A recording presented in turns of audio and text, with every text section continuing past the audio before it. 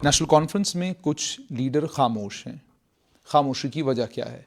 पस पर्दा लोग कह रहे हैं कि शायद बहुत बड़ी सियासत चल रही है जो पर्दे के ऊपर आने वाली है, क्योंकि जम्मू कश्मीर में इंतखाबात भी ऐसा लग रहा है कि आने वाले 5-6 महीनों के अंदर अंदर हो जाएंगे, बशर्ते कि डीलिमिटेशन की एक्सरसाइज मुकम्मल हो, क्योंकि डीलिमिटेशन की एक्सरसाइज में हर मोड़ पर एक नया पेच आ रहा है।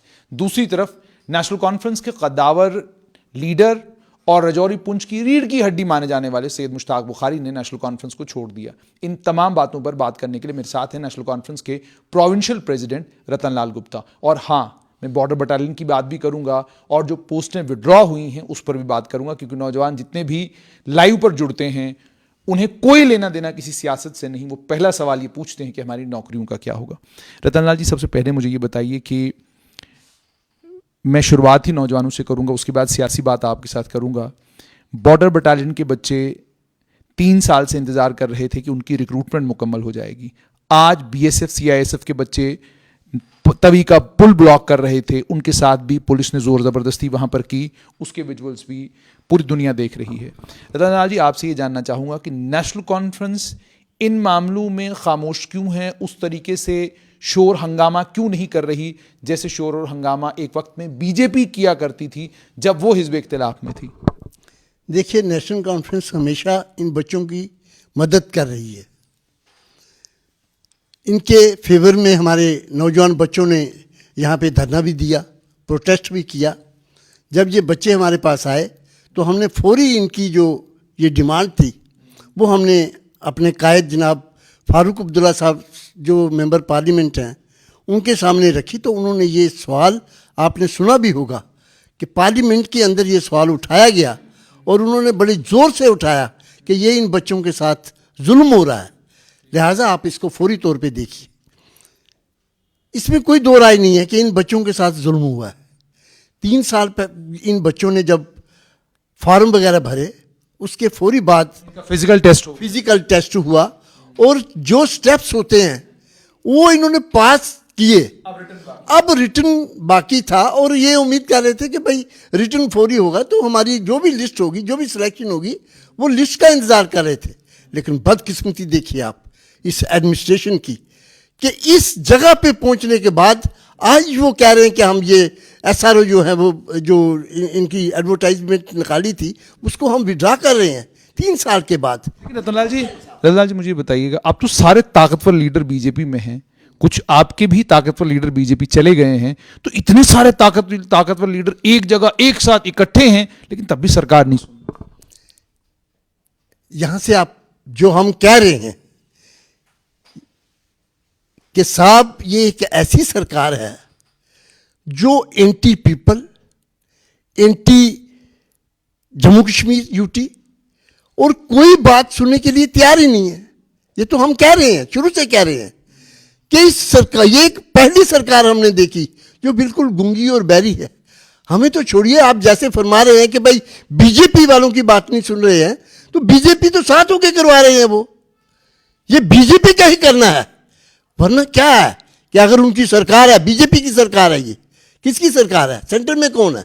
बीजेपी है, उनकी सरकार है। आप ये सिर्फ बहानाबाजी करते हैं, जुमलाबाजी करते हैं क्या? लेकिन लेफ्टिनेंट गवर्नर क्यों नहीं सुनते इनकी? ये तो अगर उन्हीं की सरकार है, आपकी अपनी राय क्या, एक बड़ा सियासी तजुर्बा आपके पास भी है, उस सियासी तजुर्बे से बताइए थोड़ा सा कि वो लीडर जिनकी बात हिज़्ब इख्तिलाफ में सुनी जाती थी, आज वो इक्तदार के साथ हैं, आज उनकी बात क्यों नहीं सुनी जा रही? बच्चे सड़कों के ऊपर हैं, हंगामे रोज हो रहे हैं। पिछले दिनों पोस्टें विड्रॉ हुई, पोस्टों के विड्रॉ होने के फौरन बाद कहा गया कि जनाब इन पोस्टों को वापस लाया जाएगा, जिन बच्चों ने इम्तिहान दिए हैं उनको दोबारा इम्तिहान नहीं देना पड़ेगा। उन पोस्टों को लेकर भी कोई बात कहीं पर सुनाई नहीं दे रही है।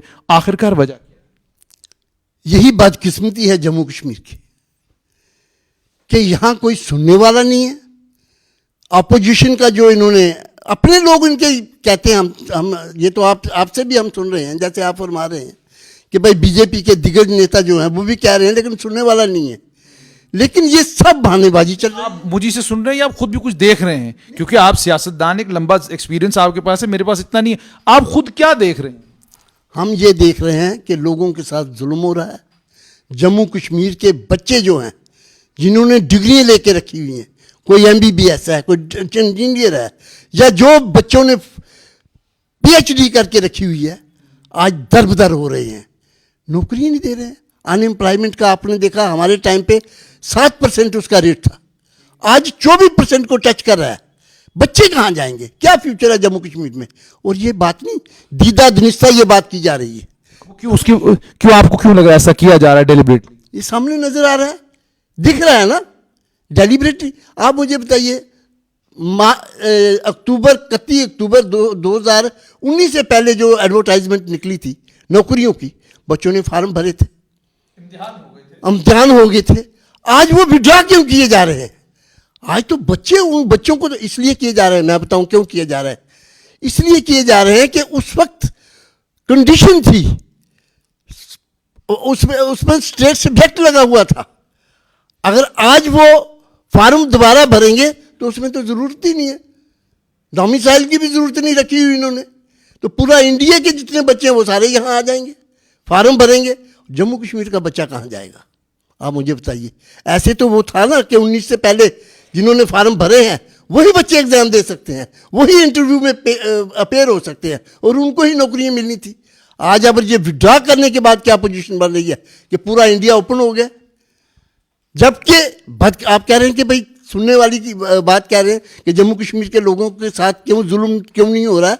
ये जुल्म हो रहा है इसलिए कि भाई दोनों यूटीज, जम्मू कश्मीर और लद्दाख की यूटी एक दिन बनी, एक ही टाइम पे बनी, एक ही एसओ निकले, उसी हिसाब से निकली, अरेंजमेंट के हिसाब से। अब मुझे बताइए, लद्दाख वालों को, बच्चों की ये जो नौकरियां हैं उनकी क्यों महफूज रखी गई हैं, वहाँ क्यों नहीं ओपन रखा गया? वहाँ की ज़मीन जायदाद जो है उस पर कानून जो क्यों नहीं लगा है, डोमिसाइल वाला? उन्होंने वो भी महफूज किया है। और जम्मू कश्मीर के लोगों और बच्चों ने क्या गुनाह किया है कि आप इनके नौकरियां वगैरह जो हैं ऐसे ही दे रहे हैं सबको, ऑल इंडिया पैटर्न पे आपने इसको रख दिया है। क्या आप कोई बड़ा एजिटेशन इन नौजवान बच्चों के साथ, जो बच्चे इस वक्त सड़कों के ऊपर है, क्या नेशनल कॉन्फ्रेंस पार्टी के तौर पर इनकी हिमायत करेगी, इनके साथ खड़ी? हम कर रहे हैं, हमारे बच्चों ने, हमारे नौजवान विंग जो है, हमारा यूथ जो है, उन्होंने प्रोटेस्ट किया है, सड़कों पे निकले हैं इनके साथ। हमारे कायद ने पार्लियामेंट के अंदर ये सवाल उठाया है। अगर पार्लियामेंट में भी कोई सुनने वाला नहीं है, प्रधानमंत्री जी सुनने वाले नहीं है, होम मिनिस्टर सुनने वाला नहीं है, तो कहाँ जाएंगे जम्मू कश्मीर के लोग? बात आपकी बिल्कुल सही है। दूसरा, अब मैं दूसरी तरफ आना चाहूँगा रतनलाल जी। पिछले दिनों नेशनल कॉन्फ्रेंस के एक बड़े कद्दावर नेता सैयद मुश्ताक बुखारी, किसी ने सोचा भी नहीं था कि वो नेशनल कॉन्फ्रेंस छोड़ देंगे। नेशनल कॉन्फ्रेंस ने इस्तीफा दिया, और इस्तीफा देते वक्त उन्होंने ये कहा कि मैंने जब भी पहाड़ी कौम की वकालत की, पहाड़ी कबीला की वकालत की, तो लोगों ने मुझे वहाँ चुप कराया, लोगों ने मेरे साथ सलूक ठीक नहीं किया। उसके बाद ये भी कहा कि डॉक्टर फारूक अब्दुल्ला की यहाँ कोई मीटिंग हुई, उस मीटिंग में भी जो है मेरे साथ, मैं जब पहाड़ियों की बात रख रहा था तो वहाँ झगड़ा हो गया और बड़े तल्ख अल्फाज का जो है इस्तेमाल किया गया। ये सारी बातें उन्होंने कही हैं। पहले तो मैं आपसे जानना चाहूँगा, क्योंकि आप तो डॉक्टर फारूक प्रोविंशियल प्रधान हैं, आप उस मीटिंग में भी रहे होंगे, क्या वाकई ये सब कुछ सैयद मुश्ताक बुखारी के साथ हुआ है? देखिए, हम बुखारी साहब की इज्जत करते हैं, इसमें कोई दो राय नहीं है, लेकिन जो उन्होंने इल्ज़ामात लगाए हैं हम उसको सिरे से नकारते हैं। इसमें रत्ती भर सच्चाई नहीं है। जिस काज की वो बात कर रहे हैं, कहते हैं आप पहाड़ियों के हमदर्द नहीं। मैं वही आ रहा था, लेकिन आपने जल्दबाजी कर ली। नहीं, आपने जल्दबाजी कर दी, मैं वहीं आ रहा था। जिस काज के लिए वो कह रहे हैं कि नेशनल कॉन्फ्रेंस इस काज की हिमायत नहीं करती, मुझे आप बताइए, मार्च 1983 में इंदिरा गांधी जी जब रजौरी के जलसे में बोल के गई कि अगर जम्मू कश्मीर के चीफ मिनिस्टर उस वक्त डॉक्टर फारूक अब्दुल्ला साहब थे, मुझे लिख के भेजे कि पहाड़ियों को और गुजरों को रिजर्वेशन दी जाए, एसटी का दर्जा दिया जाए, तो मैं देने के लिए तैयार हूं। विदिन 24 आवर्स फारूक अब्दुल्ला साहब ने लेटर रिकमेंडेशन किया, भेजा। 24 आवर, 24 घंटे के अंदर अंदर वो रिकमेंडेशन फारूक साहब ने दिल्ली भेजी और वो इंदिरा गांधी जी के टेबल पे थी, लेकिन उन्होंने नहीं किया। आखिर जाके गुजरों को 89 में शायद इनको रिजर्वेशन मिल गई, एसटी का दर्जा मिल गया, एक कबीले को मिल गई। हमने पहाड़ियों का भी लिखा था वहाँ, हमने उसने नहीं लिखा कि भाई हम आप इस तबकों को दे दीजिए, इसको नहीं दीजिए। हमने कभी किसी नेशनल कॉन्फ्रेंस एक वाहिद पार्टी है जिसमें कोई तफरका नहीं है कि ये हिंदू है, मुसलमान है, पहाड़ी है, गुजर है, सिख है, ईसाई है, कोई हो, नेशनल कॉन्फ्रेंस ही नेशनल कॉन्फ्रेंस ही है। लेकिन हमने, हमारे लीडर ने, नेशनल कॉन्फ्रेंस ने रिकमेंडेशन भेजी और 83 से हम चल रहे हैं और वक्तन बवक्तन हमारी लीडरशिप ने इसको परस्यू किया। जब गुजरों को दिया गया उसके बाद हमने पहाड़ियों के लिए भी कहा, हमारी लीडरशिप ने सेंटर के साथ पूरा राब्ता रखा। और मैं उसके बाद उमर साहब की हुकूमत आई, क्या उन्होंने नहीं दिया पहाड़ियों को? उन्होंने रिजर्वेशन पहाड़ियों को दी। ये सब्जेक्ट सेंटर का था, ये देना सेंटर ने है, लेकिन नेशनल कॉन्फ्रेंस ने इस काज के लिए हमेशा ये कहा है कि इनको मिलना चाहिए। एक चीज़ मुझे बताइएगा, 96 से लेकर 2002 तक आपने बिल्कुल बड़ी करीब से सैयद मुश्ताक बुखारी को देखा है, कैमरे के सामने हैं आप, क्या उन्होंने उन 6 सालों में किसी वक्त कोई लड़ाई, कोई झगड़ा पहाड़ियों के लिए किया? 2009 से लेकर 2014 तक दोबारा आप इक़्तिदार में आए, उन 6 सालों में कभी बुखारी साहब डॉक्टर फारूक साहब से लड़ पड़े, आपसे लड़ पड़े, क्योंकि आप प्रोविंशियल प्रेसिडेंट पहली बार तो नहीं बने, इससे पहले भी थे, कोई लड़ाई आपको याद हो जब वो ज़बरदस्त तरीके से वलवला अंगेज होकर आपको उन्होंने बोला हो कि या तो पहाड़ियों का मसला हल कराइए, सेंटर से रिजर्वेशन दिलवाइए, या फिर मैं पार्टी से इस्तीफा दे रहा हूँ? देखिए, नेशनल कॉन्फ्रेंस ने हमेशा पहाड़ियों की सपोर्ट की इस काज के। आप तो कह रहे हैं मुश्ताक, नहीं, सुन लीजिए, ये भी तो नेशनल कॉन्फ्रेंस में थे ना। अगर ये मतलब उस इलाके को रिप्रेजेंट करते थे, पहाड़ियों को ये कहते हैं हम लीडर हैं, तो ये नेशनल कॉन्फ्रेंस इसको, इस काज को 100% सपोर्ट कर रही थी, कहीं पीछे नहीं रही और कहीं कोई लड़ाई नहीं हुई। इनको लड़ाई करने की क्या जरूरत थी? मतलब नेशनल कॉन्फ्रेंस क्यों लड़ाई करेगी जिसकी वो खुद दिलो जान से सपोर्ट कर रही है? मेरी लीडरशिप इस काज को सपोर्ट कर रही है। लेकिन हम ये भी कहते हैं कि दूसरे की काज पे नहीं, दूसरे की कास्ट पे नहीं दीजिए आप, लेकिन दूसरे की कास्ट पे नहीं दीजिए। आप ये कह रहे हैं कि किसी का नुकसान नहीं होना ना हो, किसी दूसरे की थाली से उठा के आप इनको दे देंगे या दूसरे को दे देंगे, वो नहीं। नेशनल कॉन्फ्रेंस हमेशा ये कहती है कि साहब इस काज को हम फुली सपोर्ट करते हैं, इनको एसटी का दर्जा पहाड़ियों को भी मिलना चाहिए, क्योंकि इलाका याद एक है। इस बार क्या वजह हुई कि बुखारी साहब इतने तल्ख हो गए कि उन्होंने पार्टी भी छोड़ दी और फिर ये भी कहा कि जनाब एक एमएलसी बनाने के लिए पैसे मांगे गए, ये सब कुछ वो कह रहे हैं, इतनी तल्खी क्यों आई, अचानक ये क्यों हो गई? देखिए, मैंने पहले भी आपको कहा कि इस किस्म के इल्ज़ाम जो इन्होंने लगाए हैं टोटली सरासर गलत है। नेशनल कॉन्फ्रेंस और मैं जाती तौर पे इसको कंडेम करता हूँ, स्ट्रांगली कंडेम करता हूँ। लीडरशिप पे आप ये ऐसे इल्ज़ाम लगा रहे हैं, बदकिस्मती है। लेकिन इस बार तल्खी इतनी क्या हो गई कि पार्टी छोड़कर वो चले गए?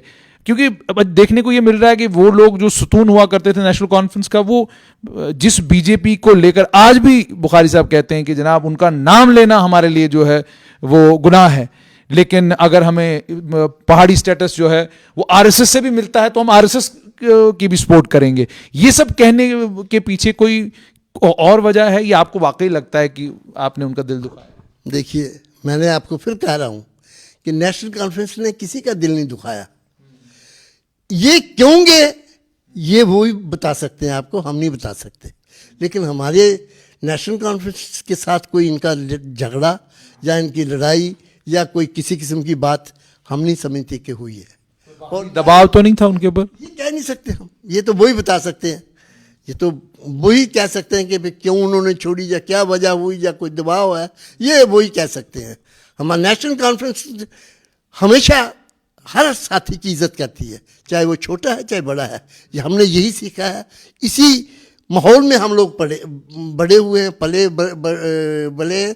तो मैं समझता हूँ कि भाई उन्होंने क्यों छोड़ी ये पार्टी, क्या वजूहत थी, ये वही बता सकते हैं हम। आखिर में आपसे जानना चाहूँगा रतन लाल जी, डॉक्टर फारूक अब्दुल्ला तो जम्मू भी आए, यहाँ पर भी उन्होंने मीडिया के साथ बातचीत की, कश्मीर में भी वो बयान देते रहते हैं, कोई ना कोई बयान उनका ज़रूर आता रहता है, और आप फ़ोन पर भी अगर उनसे रब्ता करें तो फ़ौरन रब्ता भी हो जाता है, राब्ते पर फ़ोन पर भी वो सवाल का जवाब ज़रूर देते हैं। मुझे ये बताइए कि उमर अब्दुल्ला बिल्कुल खामोश हो गए हैं पिछले 6 महीने से। लोग कह रहे हैं कि पसे पर्दा शायद कोई बड़ी एक सियासी कोई स्कीम तैयार हो रही है जिस सियासी स्कीम में उमर अब्दुल्ला का एक नुमाया रोल हो सकता है, तो क्या वाकई वही वजह है या वो खुद ही खामोश हो गए हैं कि चलो थोड़ी देर के लिए रिलैक्स करें, थोड़ा सियासत से अपने आप को बाहर रखते हैं? ऐसी कोई बात नहीं कि भाई वो खामोश हो गए। पिछले दिनों उन्होंने, आपने देखा ही है, हमारे साथ जबरदस्त टूर किया है चुनाव वैली का। चुनाव वैली से आकर ही वो खामोश हुए? नहीं, मैं आपको बताऊँ ना, नहीं, आज भी हम कोई भी बात करनी है जम्मू के अंदर या कश्मीर के अंदर, कश्मीर में उसके बाद काफ़ी उन्होंने जलसे किए, हर जगह गए हैं वो। और आज भी पूरी तंजीम, पूरा एंटायर ऑर्गेनाइजेशन, कोई भी बातचीत है उनके साथ बात करते हैं, डायरेक्शन हमें देती है, वहाँ जाइए, सब ये सिस्टम। देखिए, पार्टी के अंदर कभी ऐसी बात नहीं है कि कोई खामोश होकर बैठ जाए, वो बात कभी नहीं है। वो तो हमेशा एक्टिव रहे हैं, आज भी हमें वो दिलासा देते हैं, हमें वो प्रोत्साहित करते हैं कि आप वहाँ जाइए, ये कीजिए, वो कीजिए, इससे मिलिए, उससे मिलिए। ये हम लोग चलते हैं उनके कहने पे ही, और वो सिस्टम चल रहा है एज ए कायद, वो हमें चला रहे हैं, नेशनल कॉन्फ्रेंस को चला रहे हैं, और कभी चुप बैठने वाले हैं नहीं वो। देखिए, मैं चुनाव वैली की बात कर रही हूँ, और थोड़ी ये देखिए ना, पिछले दिनों में सर्दी की वजह से हम लोग टूर प्रोग्राम नहीं बना पाए, लेकिन अब भी मुझे उन्होंने कहा है कि मार्च अप्रैल में हम लोग खूब जाएंगे, हर जगह, हर स्टेशन पे जाएंगे, ब्लॉक लेवल पे जाएंगे। और कोई ऐसी बात नहीं है, चुप रहने वाली बात नहीं है। ये शेर चुप बैठने वाले नहीं है, शेर गरजेंगे, और जम्मू कश्मीर के अंदर गरजेंगे, ये आपको आने वाले समय बता देगा। बहुत बहुत शुक्रिया। ये थे नेशनल कॉन्फ्रेंस के प्रोविंशियल प्रधान रतन लाल गुप्ता। दो बातें उन्होंने बहुत खास कही, एक तो ये कि उमर अब्दुल्ला की खामोशी को ज़्यादा पढ़ने की ज़रूरत नहीं है, मार्च में वो दोबारा से सियासी सफ़र अपना दोबारा से शुरू करेंगे। और दूसरी अहम बात ये कही है कि सैयद मुश्ताक बुखारी का जहाँ तक ताल्लुक़ है, उन्होंने जो भी इल्ज़ामात लगाए हैं वो कंडेमेबल हैं, मैं उन्हें कंडेम करता हूँ। और साथ में ये भी कहा है कि वो हमारे साथी हैं, और गुरेज किया इन्होंने कि उनके ऊपर कोई कटाक्ष करते या जिन अल्फाज का इस्तेमाल सैयद मुश्ताक बुखारी कर रहे हैं, किसी ऐसे अल्फाज का इस्तेमाल आज भी नेशनल कॉन्फ्रेंस के प्रोविंशियल प्रधान रतन लाल गुप्ता ने नहीं किया।